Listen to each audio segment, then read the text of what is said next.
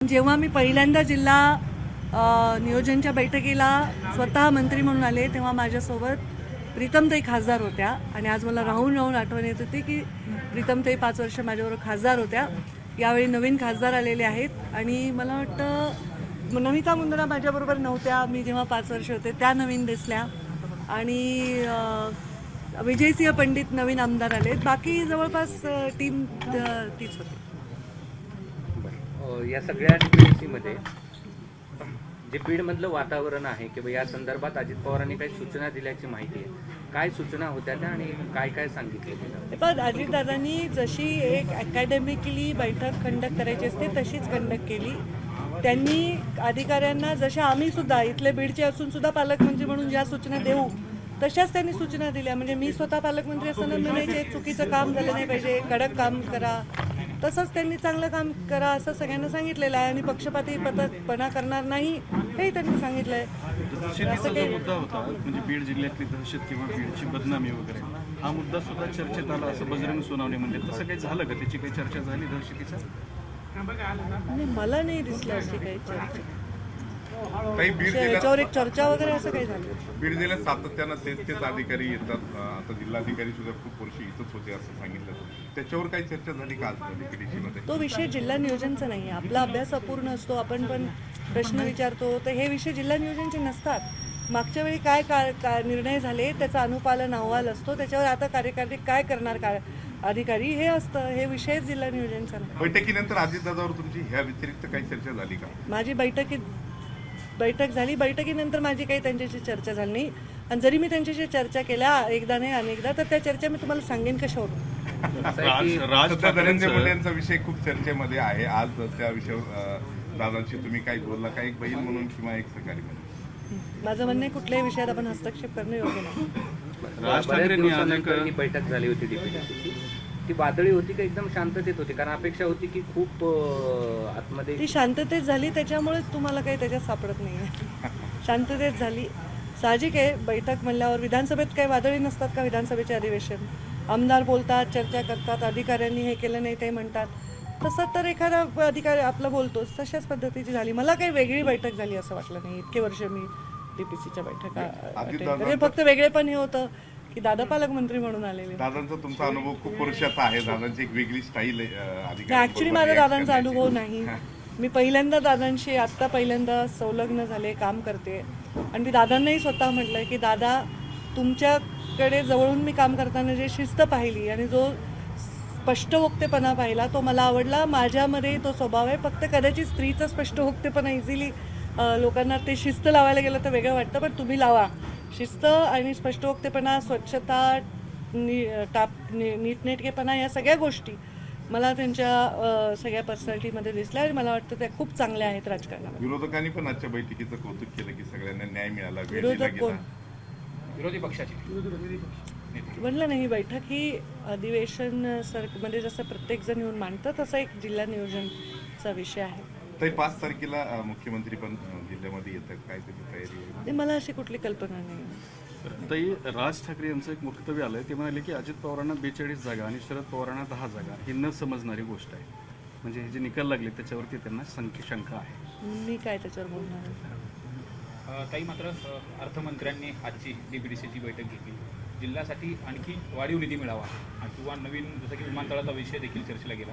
असे कुठले महत्त्वाचे मुद्दे आणि कायमस्वरूपी विकासासाठी जिल्ह्यासाठी महत्त्वाचे विषय आहेत. सर्वात अजितदादांनी जे सांगितलं की या जिल्ह्यामध्ये बरेच उद्योग येऊ इच्छितात. त्यामुळे पहिलं सगळ्यात महत्त्वाचं आहे की तुमचं पण ही जबाबदारी. तुम्ही पण या जिल्ह्याचे रहिवासी आहात.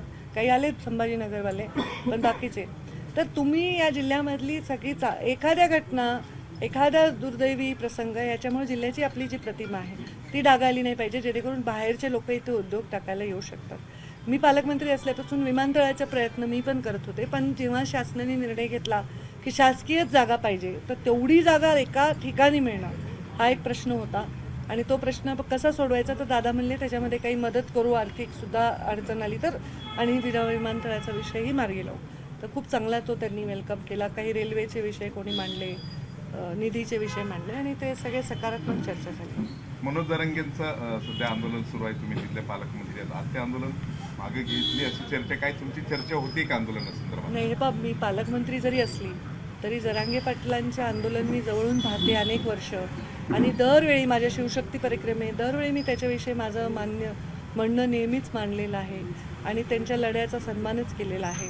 जरी मी पालकमंत्री असले तरी हे जे निर्णय आहेत हे माझ्या पातळीच्या बाहेरचे निर्णय आहेत आणि एक आपली जी संविधान आहे त्याच्या चौकटीत त्यांना न्याय मिळावा अशी भूमिका मी वेळोवेळी मांडलेली आहे. आणि कदाचित त्यांनी आज उपोषण मागे घेतल्याचं तुमच्याकडूनच कळलं आहे. त्याची मी डिटेल माहिती घेईन पालकमंत्री म्हणून.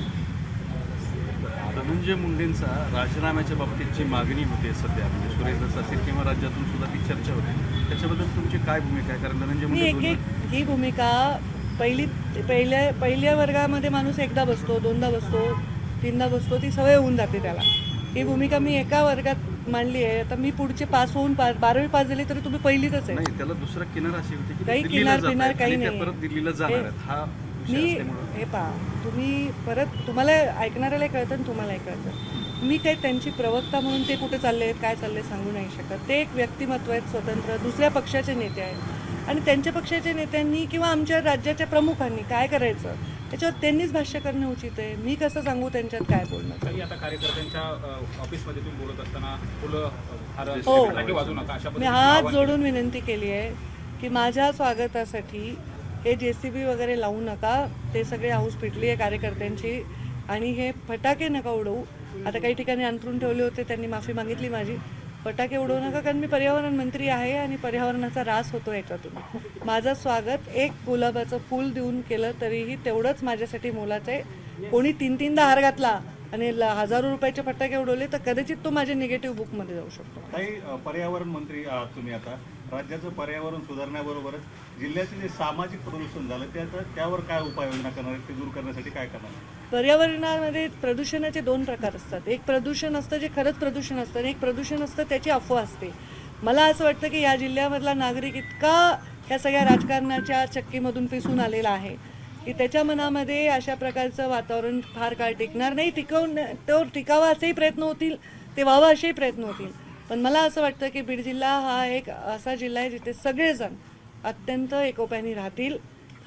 ज्याला काहीही राजकारणाशी लाभ नाही, ज्याला काहीही कुठल्याही गोष्टीची अपेक्षा नाही, अशा माणसाचं मत महत्त्वाचं आहे. आणि मला वाटत नाही की त्यांना जिल्ह्यामध्ये अशा कुठलंही वातावरण कधी झालेलं आहे. ते काही काळात झालं पण ते परत नॉर्मल पूर्ववत होईल. काही दिवसापूर्वी तुम्ही बीडची बारामती व्हायला पाहिजे, बीडचा बारामती सारखा विकास व्हायला पाहिजे अशी अपेक्षा व्यक्त केली होती. बीडच राहायला पाहिजे. बीड नाही, बीड विकास तसा झाला पाहिजे, विकास तसा झाला पाहिजे. आता पालकमंत्री अजित पवारच आहेत. मी कुठेही गेले, मी जरी जपानला गेले तरी म्हणेन बीड जपान सारखा झाला पाहिजे. असं नेता हवंय का नाही तुम्हाला की जो जिथे जाईल तिथला विकास बघून म्हणेल की असा विकास झाला पाहिजे, तो जिल्हा तो झाला पाहिजे असं नाही. तर मी जिथेही जाईन तिथे वाटेल की हा जिल्हा असा विकासाचा व्हावा. त्या दिशेने काय प्रयत्न सुरू होतात? आज पहिली बैठक त्या दिशेने प्रयत्न सुरूच आहे ना. माझ्या 5 वर्षाच्या काळात पहिले रोड नव्हतं, इन्फ्रास्ट्रक्चर नव्हतं, रेल्वे नव्हतं, पाण्याचा दुष्काळ होता.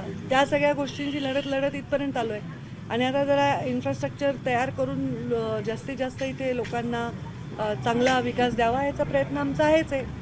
तो प्रयत्न यशस्वी व्हावा अशी प्रार्थना करते. आता रेल्वेचं स्वप्न देखील पूर्ण होते. रेल्वे उद्घाटनाच्या प्रतीक्षेत आहे, बीडपर्यंत पोहोचते, परळीपर्यंत लवकर पोहोचेल अशा पद्धतीने रेल्वेचे अधिकारी सांगतात. कसं बघता याच्याकडे आणि रेल्वे आल्यानंतर विकास होईल का? आणि ह्या रेल्वेमध्ये श्रेयवाद खूप मोठा चालू आहे. श्रेयवाद जरी असलं तरी ही रेल्वे पूर्ण हवी वाद आहे. केव्हा असतो? जेव्हा 2 लोक बोलत आहेत. आम्ही तर काही म्हणतच नाही ना. आम्ही तर काही म्हणत नाही. जे आम्ही केलं ते जगासमोर आहे. वाद केव्हा असतो? जेव्हा 2 माणसं वेगळी मतं मांडतात. जे केलंय सगळं आजकाल ऑनलाईन आहे. कधी बजेट आलं, कोणी आणलं, सगळं आहे. परत प्रश्न विचारतो. एक व्हिज्युअल जे आम्हाला मिळालं बाहेर त्यामध्ये अजित पवार, नंतर तुम्ही आणि नंतर धनंजय मुंडे असे बसलेले होते. त्याच्याविषयी तुम्हाला काही प्रॉब्लेम आहे का? तुम्ही तोच प्रश्न परत विचारता. प्रॉब्लेमचा नाही आहे, पण तू पूर्वी अजित पवारांच्या शेजारी धनंजय मुंडे असतात. तर मी नव्हते ना. तुम्ही आज जवळ दिसलात असं. अहो इतका म्हणजे खरंच तुमच्या चॅनलला न शोभणारा प्रश्न आहे हा. तुम्हालाही नाही शोभणार प्रश्न हा प्रश्न. देवेंद्र धनंजय उशिरा आला तर ती खुर्ची रिकामी ठेवायची का अजितदादांच्या? तर मंत्री लिहिलेलं होतं, तिथं लिहिलं नव्हतं मंत्री धनंजय मुंडे. मंत्री लिहिलं होतं, मी मंत्री आहे, बसले तिथे. अजितदादांनीच सांगितलं. मग धनंजय उशिरा आलं, मग तो बाजूला बसला. एवढं त्याच्यात काही केस पाडण्याची आवश्यकता नाही. आणि त्याच्याने प्रवृत्ती तुमची पण चांगली नाही दिसणार. ताई दुसरं एक असं होतं की सकाळी अजितदादा म्हणाले की विकास काम पण मी अजितदादांवर बारामतीत आहे, अजितदादांवर मुंबईच्या बैठका कुठेही आहे, तर मला कळतच नाही. मी तिथं बसून यायचं त्या वाटतं का अशा तुम्हाला? असं नाही तुम्हाला त्यांनी कुणीही ताई खंडणी जर असा मागितली तर त्याच्यावरती संबोधतात. मुक्का लावणार असं 2 म्हणतात अजित दिवसापासून पवार. तुमचा ताई ताईच असा म्हणतात बऱ्याचदा राजकारणात, उल्लेख तुम्ही ताईच म्हणणार ना मला. ताईच राजकारणात म्हणणार, काय म्हणायला पाहिजे मला त्यांनी? ताई जर कुणी आहे. खंडणी तुमच्या कौटुंबिक कलह होता खूप वर्षापूर्वी आमच्यात काही कौटुंबिक कलह पूर्वीचा नव्हता. म्हणजे कौटुंबिक कलह नव्हता. आम्ही 2 वेगळ्या पक्षाचे, वेगळ्या विचारांचे होतो. कौटुंबिक काय आमचे वैयक्तिक भांडणं वगैरे काही नव्हतं. फोडल्याचा आरोप या सगळ्या गोष्टीमुळे हा प्रश्न विचारतो. पूर्वी जे हो ना, मग त्याच्या सगट आम्ही इथे आहोत, तर ते विषय कौटुंबिक वैयक्तिक विषय नसतो. तो एक राजकीय विषय आहे. खंडणी जर मागितली तर मोका लावणार असं सांगितलं अजित पवारांनी. एक मिनिट थांब सचिन. खंडणी जर मागितली इकडे कोणी विकास कामं करताना तर त्याला मोका लावणार असं अजित पवार म्हणतात. मग चांगली गोष्ट आहे, त्याचं स्वागत आहे. 2 गट झाले, बाचाबाची काही पाहायला मिळालं असं बजरंग सोनवणे आता तुम्ही बाहेर राहून असलं काही बोलणार तर मी काय बजरंग सोनवणे खासदार यांनीच सांगितलं. तेच उत्तर देऊ शकते त्याच्यावर. काही मात्र 5 वर्ष तुम्ही पालकमंत्री असताना बीड त्या कालावधीमध्ये शांत होतं, बहुतांश लोकांनी देखील मान्य केलं. आता मधल्या 5 वर्षाच्या कालावधीमध्ये असं काय बदललं आणि आता ते बदललेलं व्यवस्थित व्हायला पाहिजे असं काय वाटतं तुम्हाला? तुम्हीच सांगा काय बदललं हे तुमच्या दृष्टीने आणि व्यवस्थित कसं करायचं मी करते, पण काय बदललं तुम्ही सांगा. मी नव्हते हे बदललं का? हे पहा, एक स्त्री जेव्हा राजकारण करते तेव्हा ती नुसतं वेगळ्या पद्धतीने करते. त्यातल्या त्यात मला तरी तसं वाटतं की माझ्या या मातीत जन्म झाला आहे. इथे मी नुसते भौतिक विकास करून जमणार नाही, तर इथे आतून माणसाचाही विकास झाला पाहिजे. माणसाचा सुद्धा एक त्याच्या वागण्यामध्ये, त्याच्या संस्कारामध्ये विकास झाला पाहिजे. असं काम करायचा मी प्रयत्न केला आणि तसंच आहे. मला 5 वर्षातला बदल मला तर काही माहित नाही. तुम्हीच सांगा काय झाला असेल तर मला सांगा, मी त्याच्यावर एक दुसरा काम तुम्ही करेन. पर्यावरण मंत्री असल्यामुळे एक प्रश्न विचारतो. परळीला जो राखेचा मुद्दा चालू आहे त्याच्यामुळे प्रदूषण आणि किंवा ती राखेची जी काही स्मगलिंग वगैरे आहे, त्या प्रदूषणाच्या अनुषंगाने किंवा स्मगलिंगच्या अनुषंगाने काय त्याच्यात करणार आहात तुम्ही, कसं असेल? मी प्रदूषणापुरतं बोलते.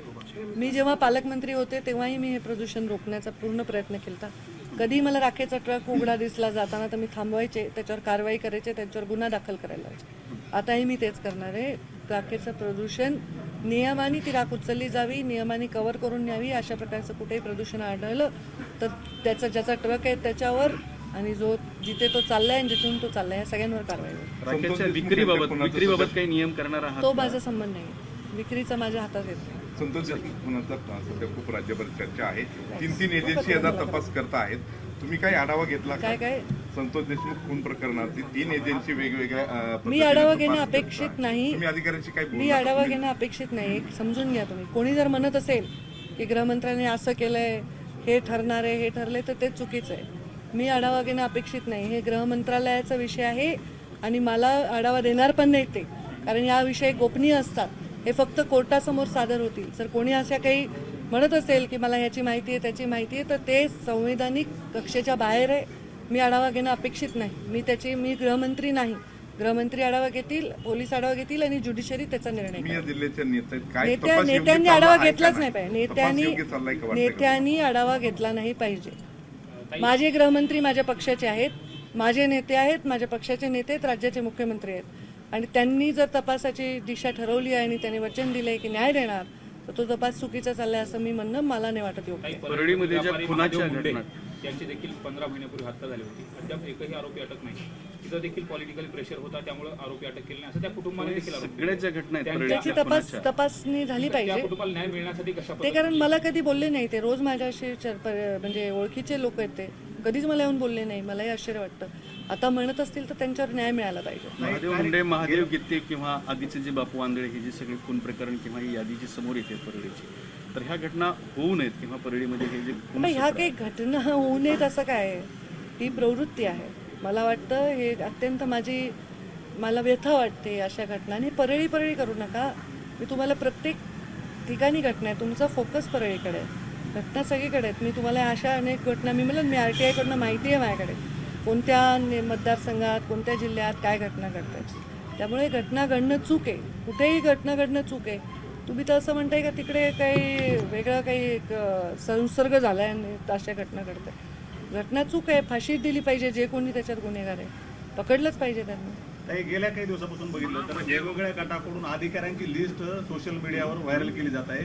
हे अधिकारी ह्या गटाचे आहेत, हे अधिकारी या गटाचे आहेत. बीडमधील अधिकाऱ्यांच्या विषयी अशी शंका उपस्थित केली जाते दोन्ही बाजूने.